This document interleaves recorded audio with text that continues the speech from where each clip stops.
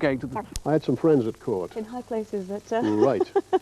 Why the compilation? Why 20 years on have you got some of Bing's great hits all on one album? Well, this year marks the 20th anniversary of Bing's passing, and what EMI wanted to do was to put all of the United Artists catalogue into one place. And this is every single track that Bing made for United Artists, 5 albums that I produced, and we've remixed them, we've remastered them, and they sound better than ever. And I've also put some clips in there of Bing on the studio floor so you can hear what he was like to work with. So what was he like? I mean, you knew him, you say you worked with him and must have got to know him quite well over that period of time. What was Bing Crosby like? Well, he was the easygoing man that you see on the screen. I couldn't believe it because people said he's not really like that.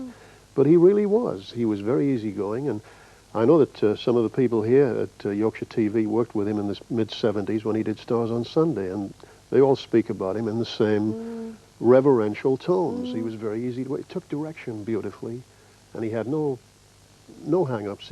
In fact, I think he tried his damnedest not to behave like a star.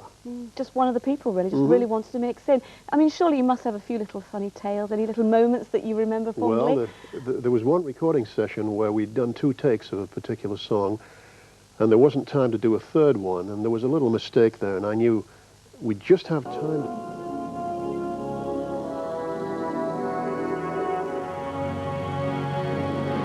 Fantasy now with Bruce Willis on a trip back in time to discover the source of a deadly virus.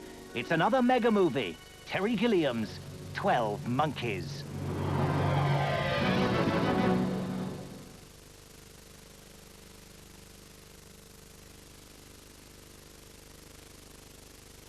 I am in control of Flight 343. My instructions are to be followed precisely. Kurt Russell, Steven Seagal. We're really going to shoot this plane down, are we? Executive Decision premieres Friday at 9:05 on Sky Movies Screen 1. Coming later this month to Sky Movies Screen 2, the thriller Copycat. Sigourney Weaver is the criminal expert whose lecture on serial killers attracts the wrong kind of attention.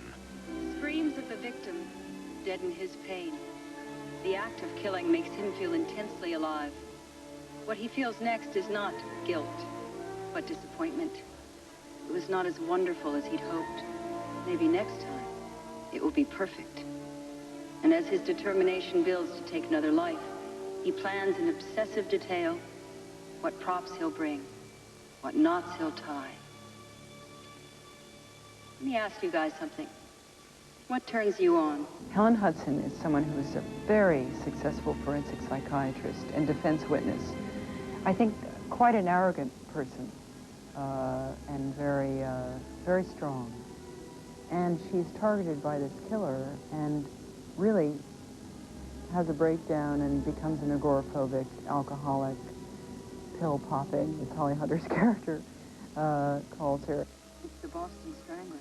He's imitating Albert DeSalvo's crime scene right down to the kooky little details. You telling me this guy's copycatting a serial killer who's been dead for 20 years? Yeah, and why DeSalvo? Why not somebody that's been in the news recently? Gacy or Ramirez? I don't know. I mean, these guys are like viruses. There's always some new mutation.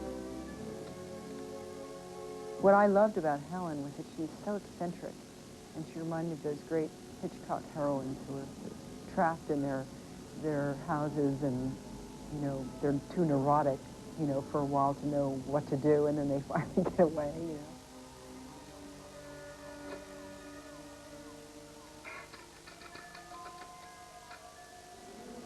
What appealed to me about the screenplay was the fact that, quite simply, it was a movie that I felt had never been made before.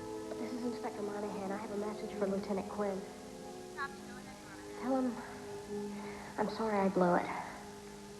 To my astonishment, I realized that there never has